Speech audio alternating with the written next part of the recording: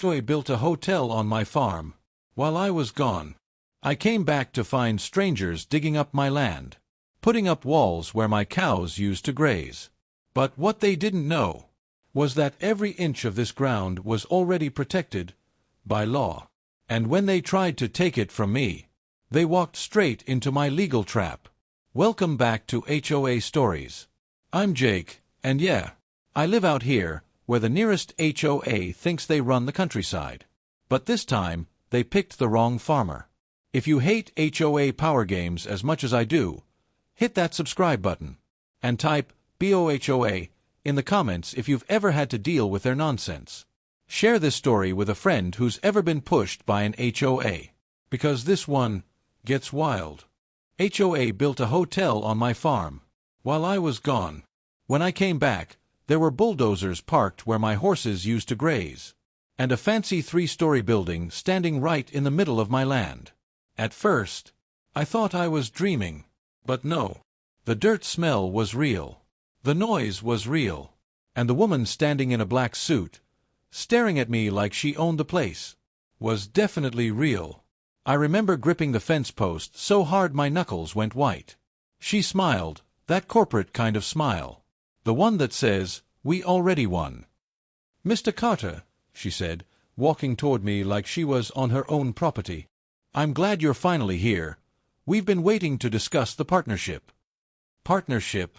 I blinked at her, dust still floating in the morning air. "What partnership?" I asked.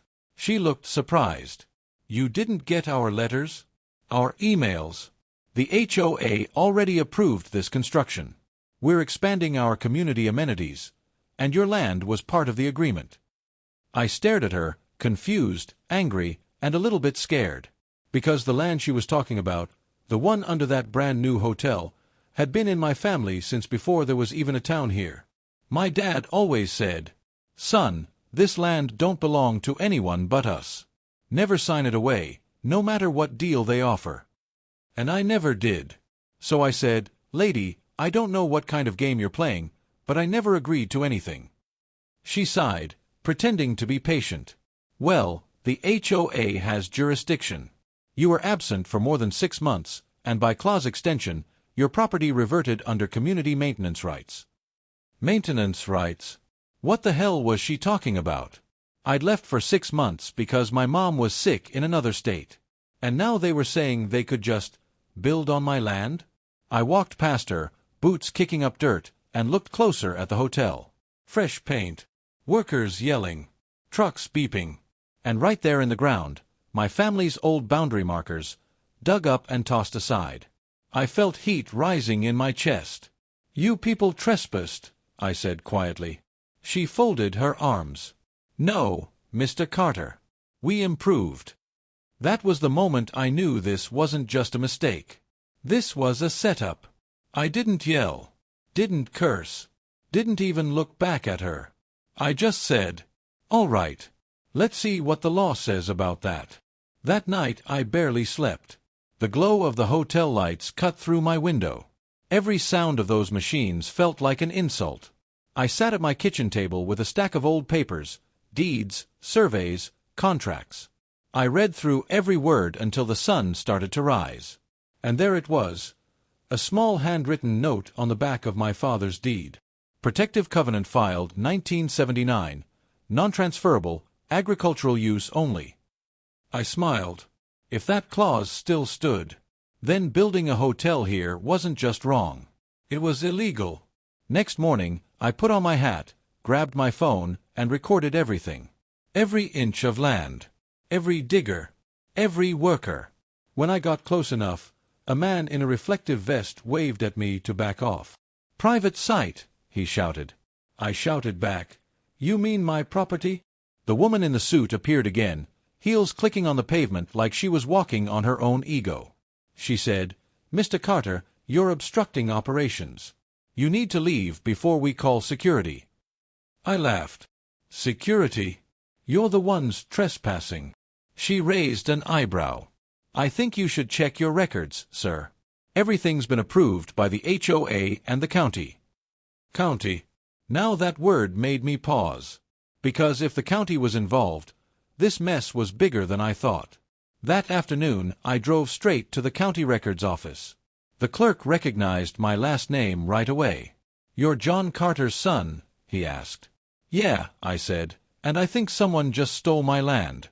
He squinted at the file, scrolling through digital records. There was a zoning change request last month. Looks like the HOA submitted it under an emergency provision. But wait. He frowned. "Your signature's missing." "Exactly," I said. "So who approved it?" He leaned in, lowering his voice. "Someone used a digital sign-off that doesn't match your record. That's fraud, Mr. Carter." Fraud. That word tasted good. I left that office with a copy of every paper I could print, called my lawyer, and said the best line I've ever said in my life. "Get ready. They just walked into our trap." By sunset, I stood at the end of my driveway again. The woman was there, giving orders, pretending not to see me. I walked up, holding the papers in my hand. She noticed me and smirked. "Back to argue again?" "Nope," I said, smiling. "Just wanted to watch how fast your project shuts down once this hits the county office tomorrow." Her smile faded for the first time. "What are you talking about?" "Fraud," I said. "Unauthorized zoning, forged digital signatures, and violation of an agricultural covenant. You're gonna wish you built that hotel on Mars." She looked pale for a second, then forced a grin. "You can't prove that." I held up the papers. "I already did." That night, I set up cameras all around the property. Body cams, dash cams, motion sensors. I wasn't just protecting my farm anymore. I was building evidence. And the funny part, the HOA kept working, completely unaware. They thought I was bluffing. The next morning, I got a call from my lawyer. "John, you might want to come down to the courthouse. The county's already reviewing your file. Someone's in big trouble." I looked out the window at the half-built hotel, smiling. "Good," I said. "Let's make it official." But here's the thing. People like them, they don't back down easy. That woman. She came back later that day. No hard hat this time. Just a smug grin and a stack of papers in her hand. "Mr. Carter," she said sweetly, "I think there's been some misunderstanding. Maybe we can talk about compensation instead." I leaned against my fence, calm as ever. "Compensation?" asked. "For stealing my land?" She smiled again. "Let's just say, we can make it worth your while." And that right there told me something big was about to unfold. Because when an HOA starts offering money, it means they know they're losing. I watched her walk away, her heels clicking down the driveway again. That was the sound of guilt trying to look confident. And I couldn't help but laugh.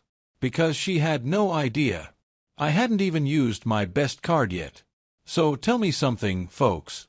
If someone built a hotel on your land without asking, would you take the money, or make them pay the price in court? Drop your answer below, backhand index pointing down. I'm really curious how you'd handle it.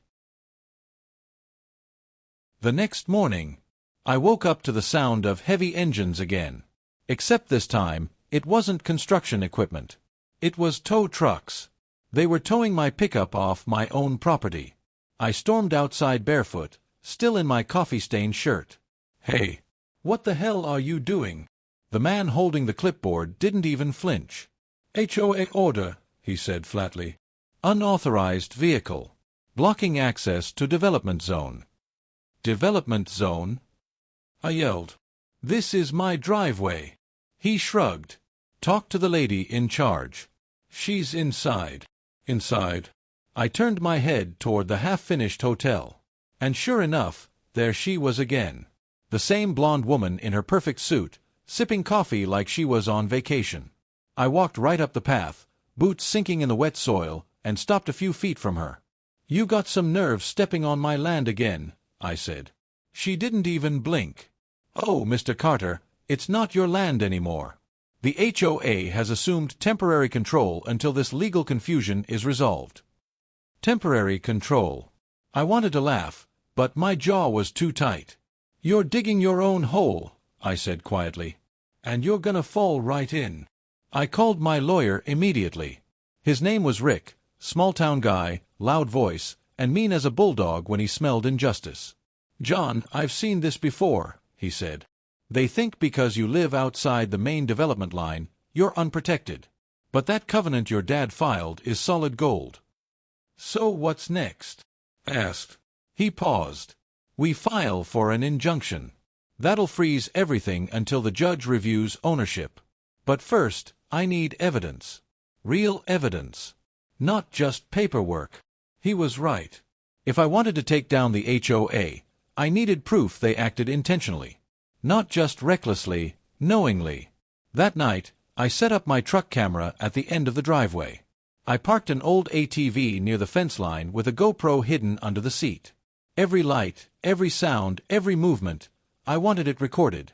And at 2 a.m., I caught gold. 2 construction workers, sneaking back to the site. They weren't working, they were moving the old fence posts.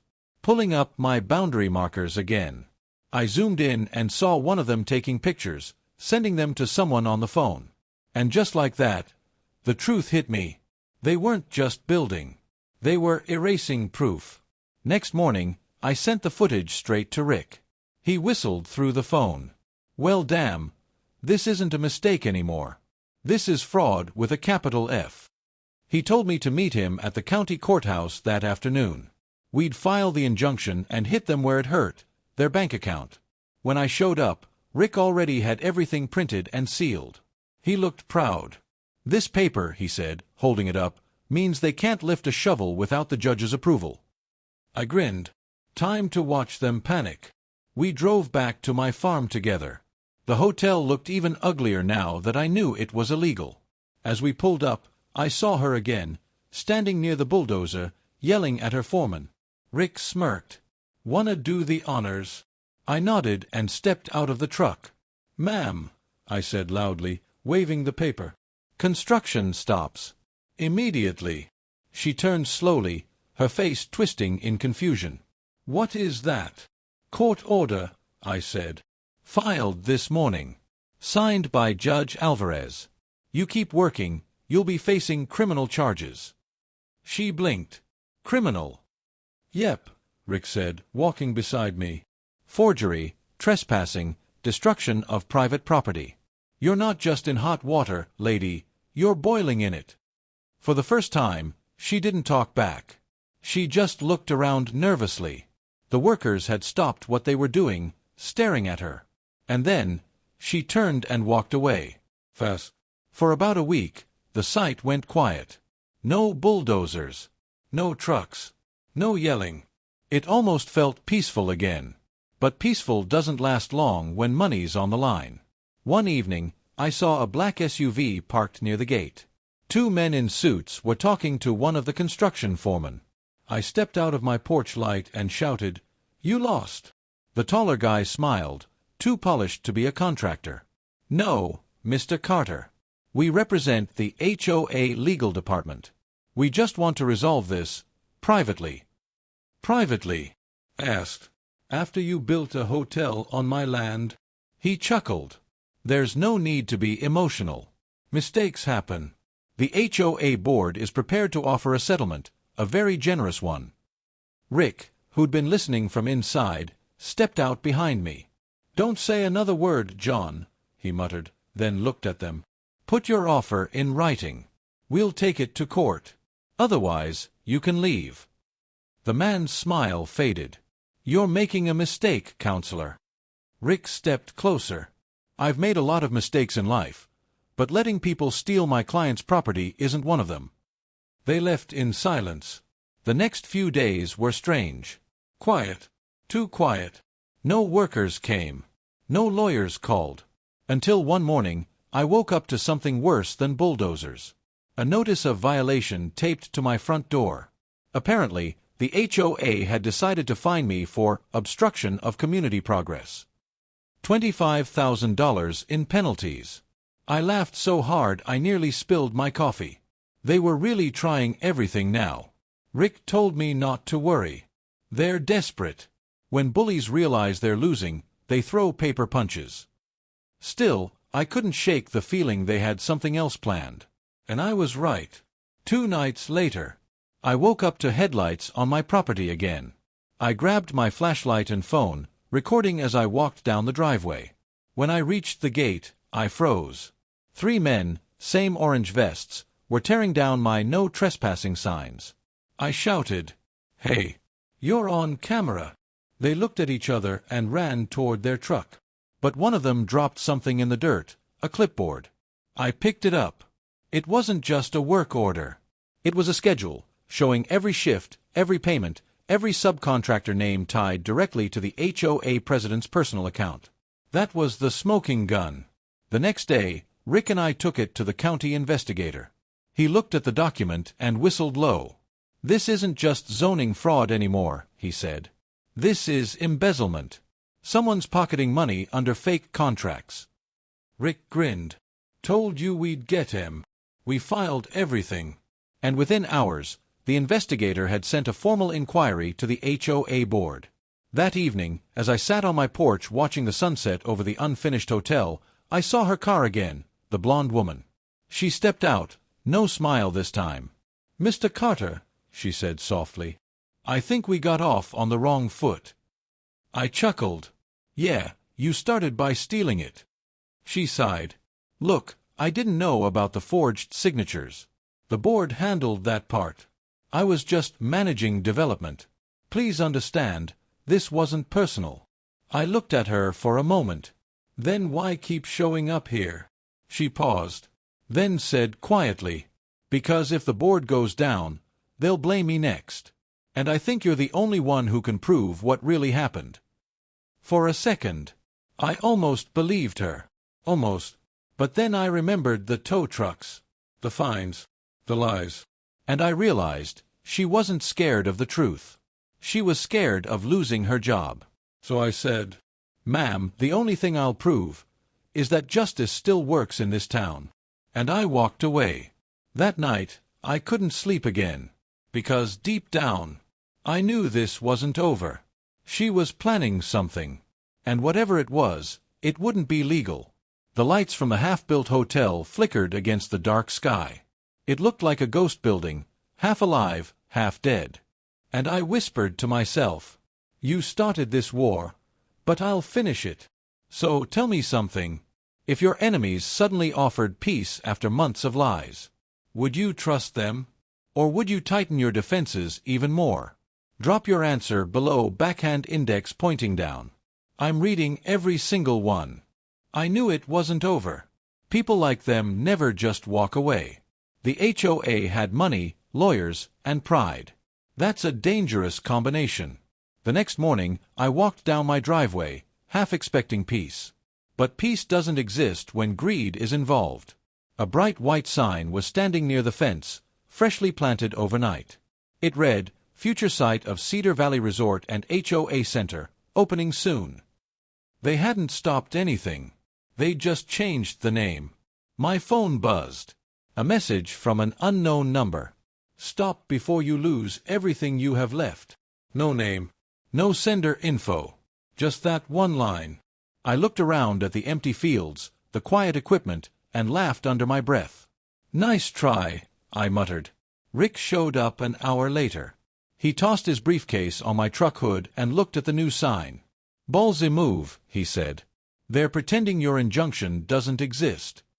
"Can they do that?" asked. He smirked. "Oh, they can pretend, but they'll regret it."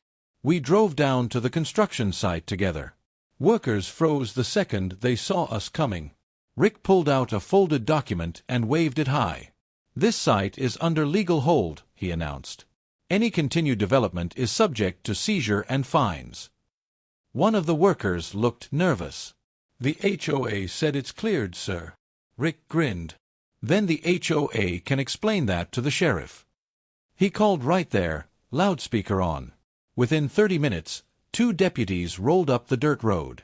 I'll never forget the look on that woman's face when the sheriff asked her to step aside. "Ma'am, we're gonna need to halt operations until we verify property ownership," the deputy said. She tried to protest. But the law doesn't care about expensive perfume or fake smiles. For the first time in weeks, silence returned to my land. No hammers, no shouting, just the wind through the grass again. I stood there watching the deputies tape the area, and I swear I felt my dad's presence right beside me. He'd always told me, "You don't have to fight loud to win, son. You just have to fight smart." And right then, I was finally doing that. But just when things started looking better, something strange happened. 2 days later, my internet went out. Then the power. Then the water pressure dropped. At first, I thought it was coincidence. Until I checked the meter behind the barn, it had been tampered with. Someone had closed the main valve manually and spray-painted one word on the pipe. Payback. That's when it hit me. The HOA wasn't done playing dirty. Rick told me to document everything. Every petty thing they do, every trick they pull. Trust me, the judge will love it. So I did. Every photo. Every broken fence. Every night someone honked their horn driving by my gate. But the more I documented, the more they escalated. By the end of the week, I got another letter, hand-delivered this time. It wasn't from the HOA office. It was from their president, a man named Charles Whitmore. The letter read, "Mr. Carter, we are prepared to make one final offer to settle this dispute amicably. Failure to comply may result in condemnation of your property under community improvement expansion." Condemnation. That's when my stomach turned.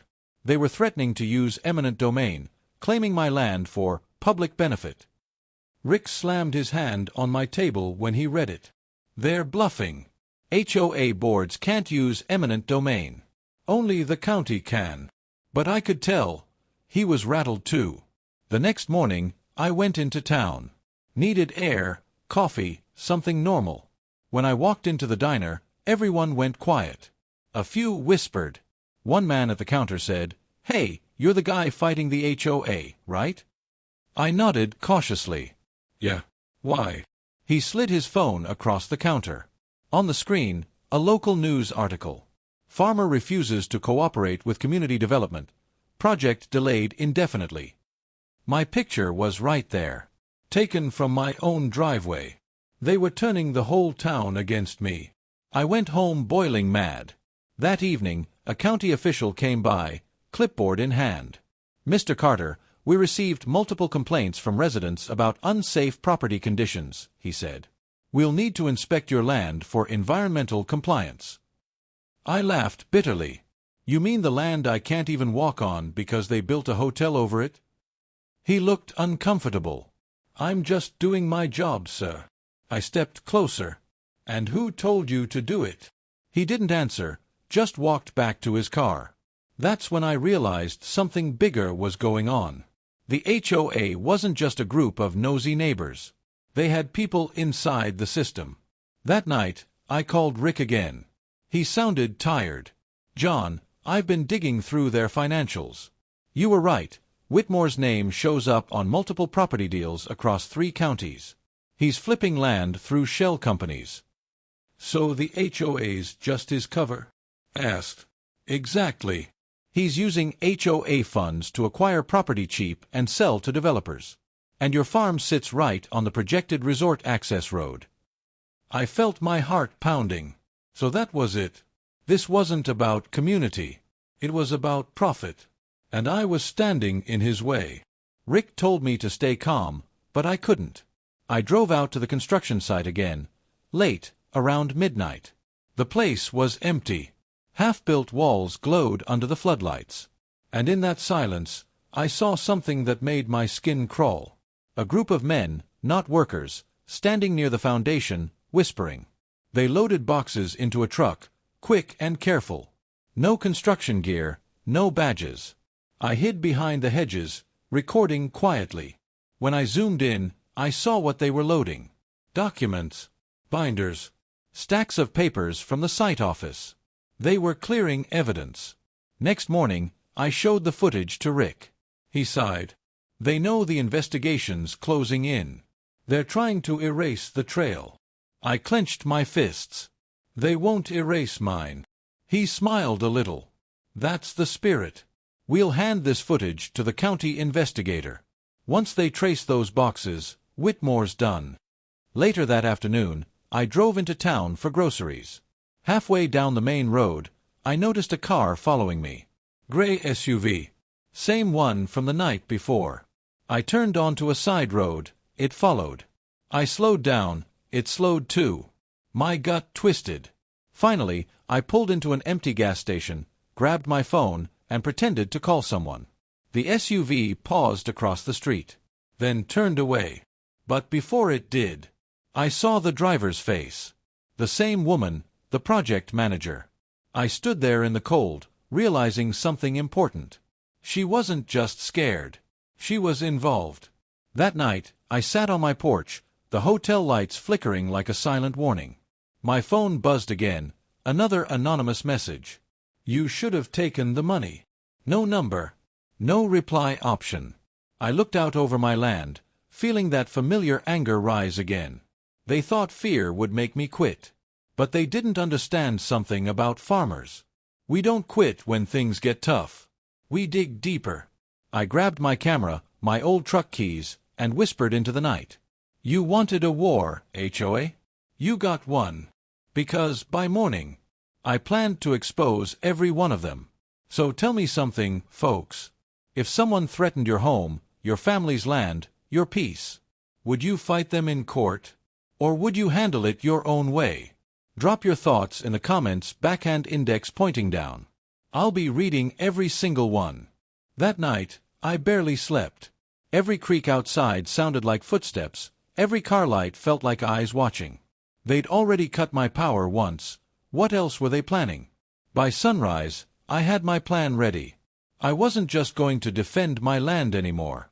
I was going to end this.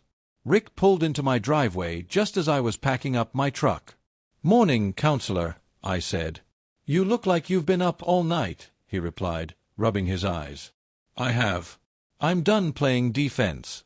You said Whitmore's using shell companies? Let's expose every single one of them. He raised an eyebrow. You really want to go to war? I smiled. No. I want them to walk straight into a legal trap. We started with paper.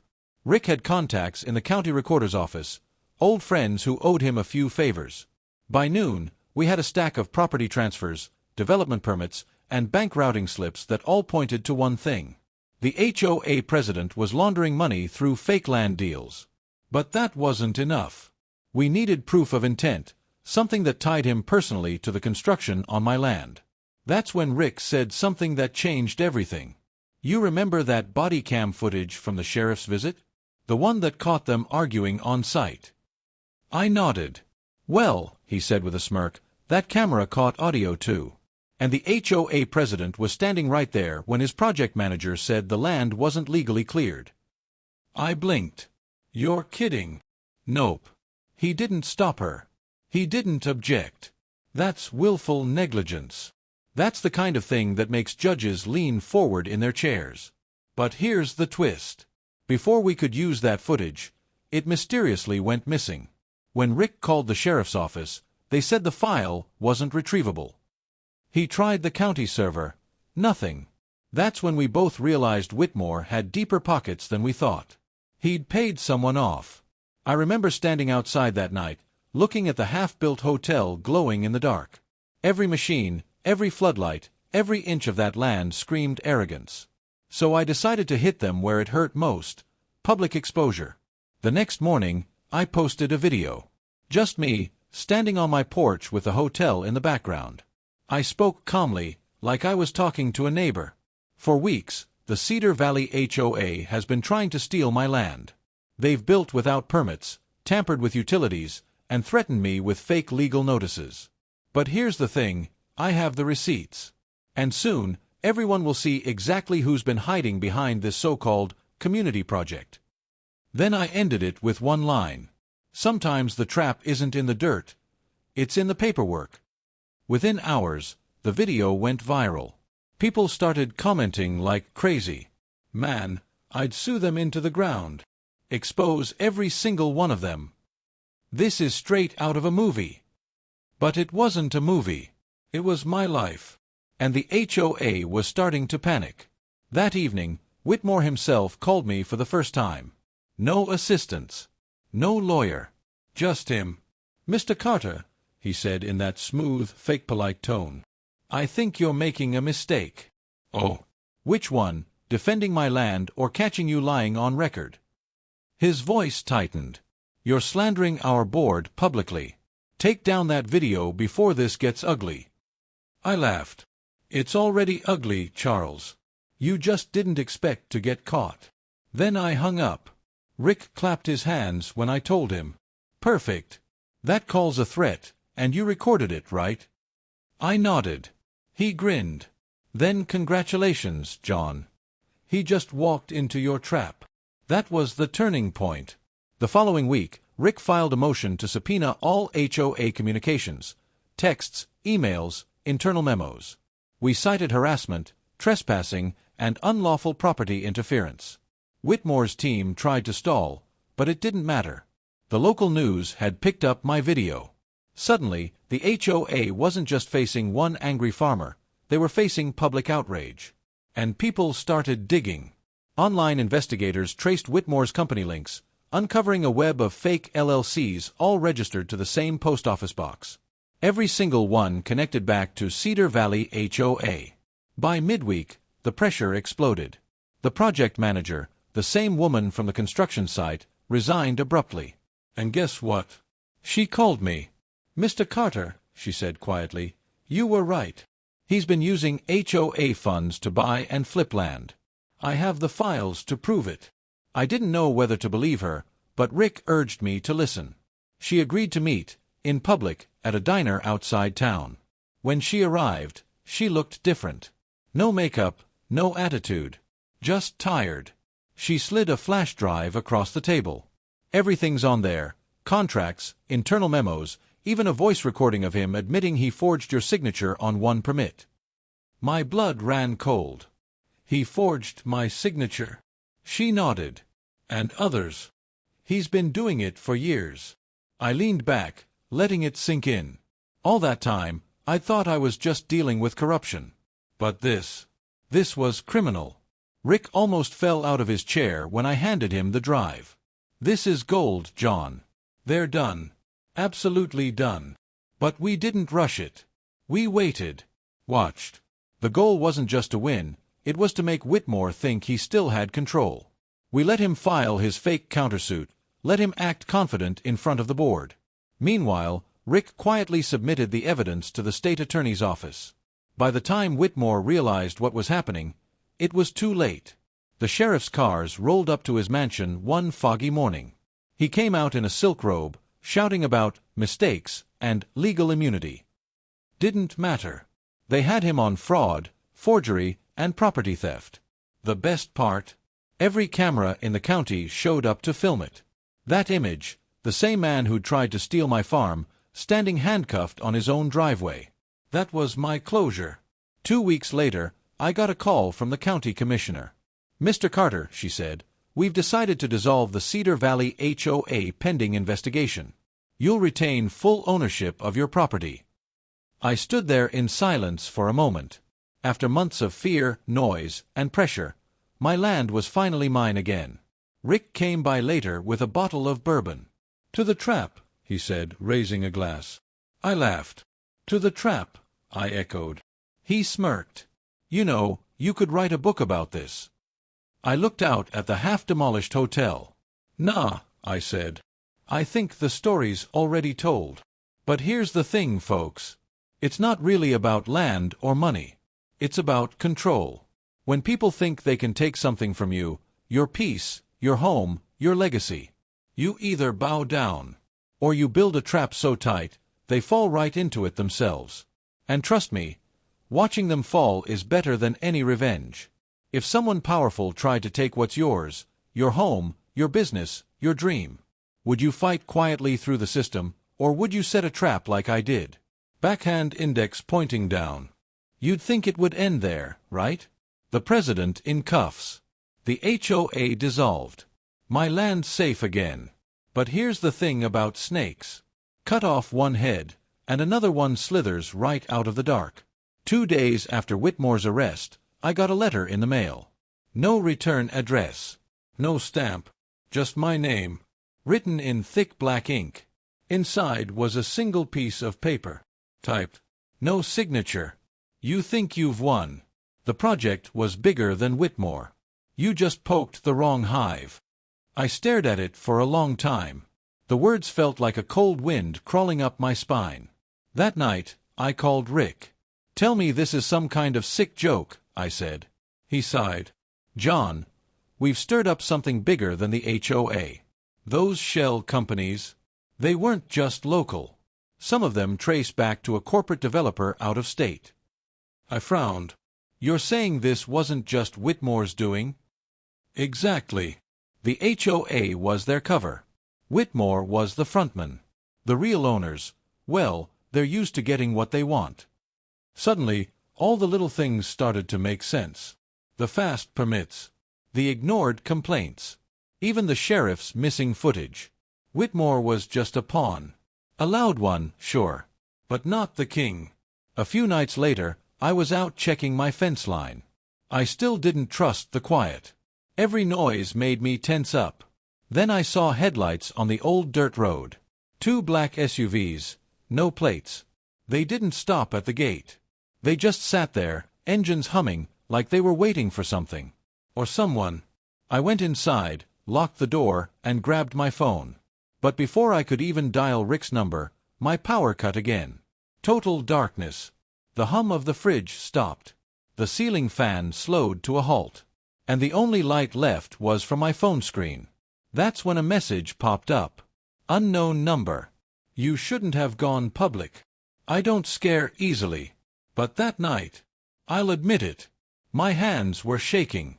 I sat in that dark living room, listening to the wind, wondering how deep this really went. Was this just intimidation? Or were they planning something worse? The next morning, I drove straight to Rick's office. He looked exhausted, papers everywhere, his phone ringing non-stop. He pointed to a pile of envelopes on his desk. Subpoenas. Corporate suits are fighting back. They're claiming Whitmore went rogue, trying to distance themselves. Can they do that? Asked. He smirked. They can try. But I've got something they don't. He opened a folder and slid it toward me. Inside was a series of emails, forwarded from the project manager who'd helped us before. Each one had the same signature, the same company header, Halcyon Development Group, and one line that made my blood boil. Proceed with the Cedar Valley build, ownership transfer to HOA proxy confirmed. They literally used the HOA to mask a land grab, I said, jaw tight. Rick nodded. And you, my friend, just blew their cover wide open. So what now? He leaned back. Now, we make it public again. Bigger this time. That afternoon, we went live again. I stood right in front of the half-demolished hotel. The same background, the same camera angle as before. But this time, I wasn't calm. Turns out the HOA wasn't acting alone, I said, staring straight into the lens. Behind them was a development firm, Halcyon Group. They forged documents, hid permits, and used fake boards to seize private land. I paused. They thought they could silence me with fear. But fear's just fuel when you know you're right. Then I ended the video with, "You might own the papers, but I own the dirt." The video exploded even faster than the first one. Thousands of shares. Local news picked it up. Then national. By the weekend, Halcyon Group's PR team was scrambling. They released a bland statement about investigating alleged misconduct. But it was too late. The public had already made up their minds. Hashtag Buhoa. Hashtag Justice for John. Hashtag Land Not For Sale. Those hashtags were everywhere. 3 days later, I got a call from the project manager again. Her voice was trembling. "John, they know I gave you those files. Where are you?" "I'm leaving town tonight. They've been following me. Black SUVs. Same ones that came to your place." I tightened my grip on the phone. "Listen, go to the police. Give them everything." "I can't," she said, her voice cracking. "Half of them are on their payroll. You don't understand. They own this county. Then the line went dead. For 2 days, I didn't hear from her again. Then Rick called. "John, she's gone. Gone." Her car was found near the old quarry. No sign of her. My stomach dropped. For a second, I couldn't even breathe. Was it an accident? Or a warning? That night, I sat outside my porch. The hotel frame creaked in the distance, wind howling through its empty halls. I stared at the dirt, thinking about all the years my family had lived here. All the laughter. All the work. All the history. And how easily people like them tried to erase it. Rick texted me later that night. "They're scared, John. Don't let up. We're almost there. Almost there. But at what cost?" Next morning, the news broke again.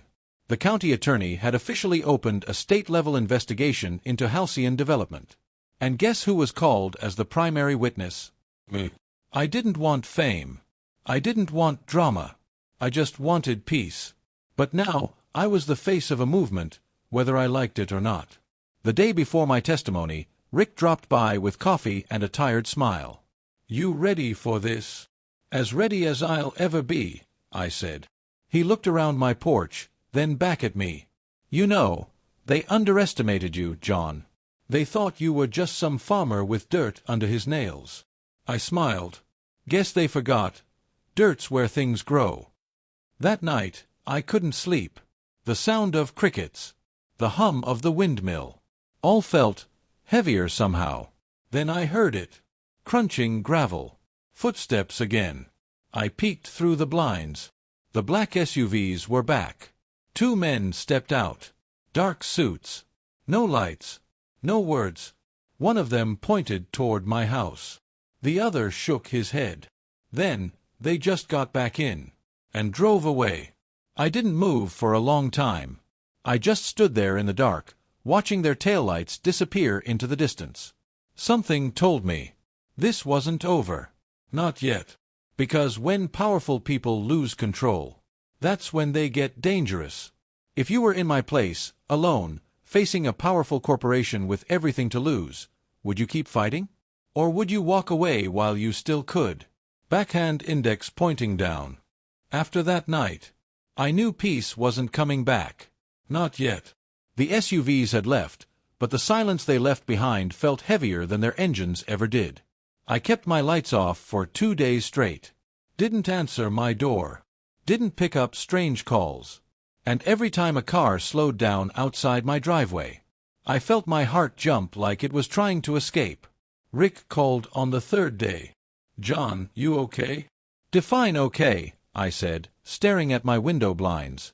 "They came again." "Did they do anything?" "No. But they didn't have to. Just being there was enough." He sighed. "John, listen. They're trying to shake you up before your testimony. They want you rattled so you'll slip." "Slip?" I laughed quietly. "Rick, I've been living in a constant nightmare for weeks. I'm way past slipping." The day of the hearing came faster than I wanted. State courthouse. Downtown. Media vans lined the street. Reporters shouting my name like I was some celebrity. But I wasn't there for fame. I was there to end it. Rick met me at the steps. "You ready?" he asked. I nodded.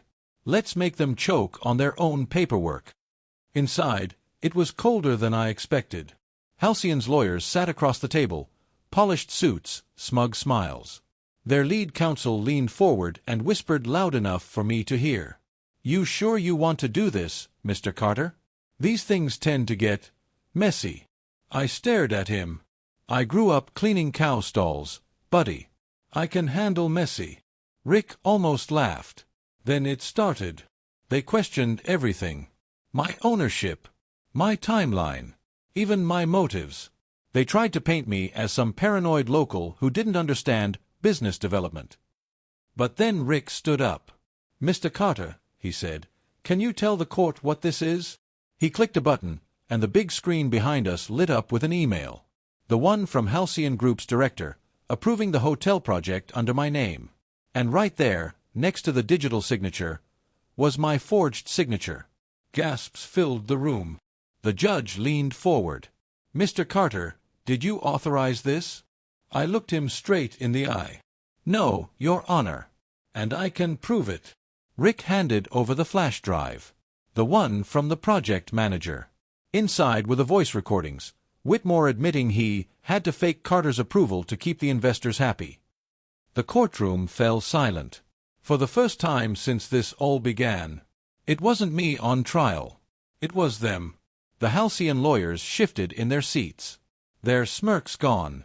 The judge ordered a recess, and suddenly the hallway outside turned into chaos. Reporters swarming. Flashes everywhere. Rick leaned close. "They're done. Absolutely done." But deep down, I knew it wasn't over. Because people like that don't lose quietly. That night, my phone rang again. Blocked number. I shouldn't have answered. But I did. A low voice came through. "Slow. Calm. You don't know who you're dealing with, Carter." "Actually," I said, "I think I do." He paused. Then chuckled. "You think this ends in court? You're playing checkers in a chess game." Then he hung up. I sat there for a long time. Just listening to the dial tone. Whoever that was, he wasn't bluffing. The next morning, my truck's tires were slashed. Mailbox ripped off. Fence spray-painted with a single word. Enough. I called the sheriff. But you can guess how that went. "Sorry, John. No witnesses." Could be teenagers. Yeah. Teenagers with commercial-grade steel cutters. Rick was furious when he saw the pictures. "They're getting desperate," he said. "Which means we're close. Just hang tight."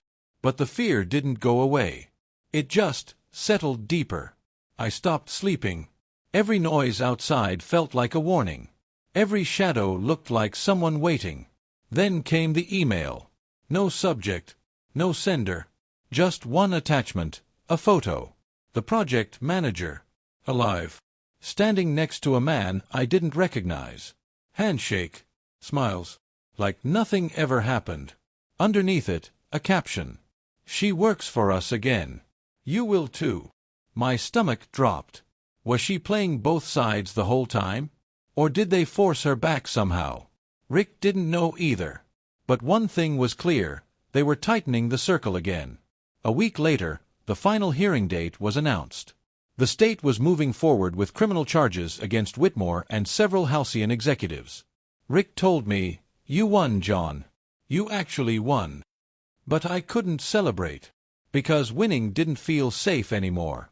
That night, as I was locking my barn, I noticed something new. A small blinking red light tucked under the eaves.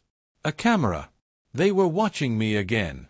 I pulled it down, smashed it on the ground, and whispered under my breath, "Not this time." Then I packed a small bag, some clothes, my laptop, a folder of documents, and left the house before sunrise.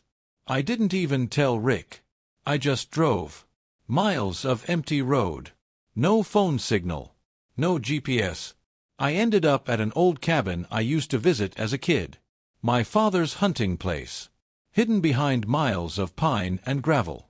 I figured I'd lay low till the trial ended. But even there, I couldn't escape it. Every night, I'd see headlights flash in the distance. Sometimes they'd stop. Sometimes they'd just pass by. But I knew someone was out there. Watching. Waiting. One evening, my phone buzzed with a message from Rick. Trial postponed. Key witness missing. I stared at the screen. The project manager. Gone again. I texted him back. "Rick, what if they find me too?" He replied with one word. "Then we go public again." I didn't sleep that night. I sat outside under the stars, listening to the wind blow through the trees. And I realized something. Maybe this was never about a hotel. Or even the HOA. Maybe it was about control, the same poison that turns neighborhoods into battlefields. The same arrogance that made them think they could bury me under contracts and concrete. I wasn't just fighting for my land anymore.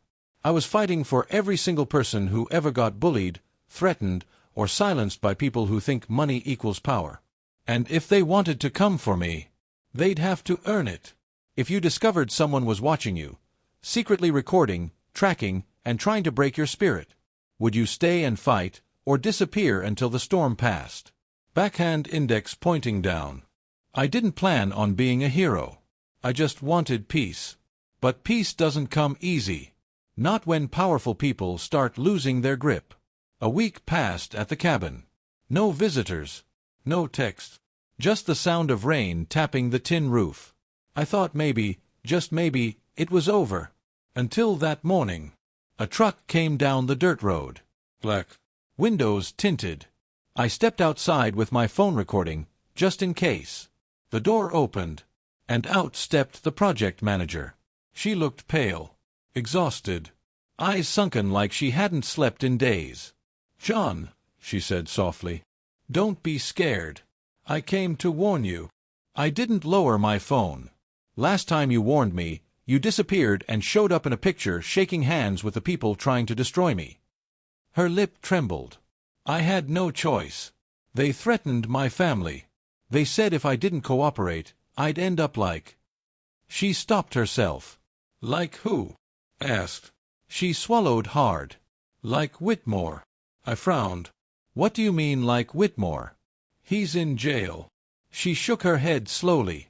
"Not anymore." "What?" "He's dead, John. He didn't make it through the night. They're calling it suicide. But I know it wasn't." The world went quiet. Even the rain seemed to stop. Whitmore was a lot of things: arrogant, greedy, manipulative.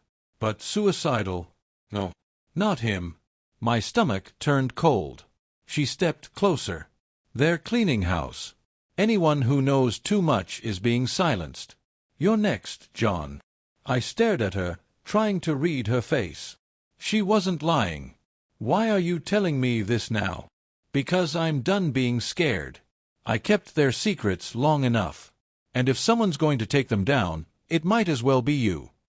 She handed me a sealed envelope. Inside was a small SIM card and a note. "Use it only once. Share it everywhere." "What's on it?" asked. "Everything," she whispered. "Emails, bank records, names." Then she glanced over her shoulder. "They'll know I came here. You have to go public tonight." Before I could say another word, she turned, got in her truck, and sped off into the woods. I never saw her again. I drove back to town before sunset. Stopped at a diner to use their Wi-Fi. Slid the SIM into my laptop. And waited. It took a few minutes to decrypt. But when the folder opened, I froze. Hundreds of documents. Emails between Halcyon execs and local officials. County inspectors. Even law enforcement. They'd all been on the payroll. And it didn't stop there. One of the emails mentioned a state senator approving fake infrastructure grants, all linked back to the Cedar Valley Community Resort Project. The same hotel sitting on my land. I leaned back, stunned. This wasn't a scandal. It was a machine. A system built on favors, lies, and signatures. They'd used HOAs all over the state. Not just mine. A network of community developments.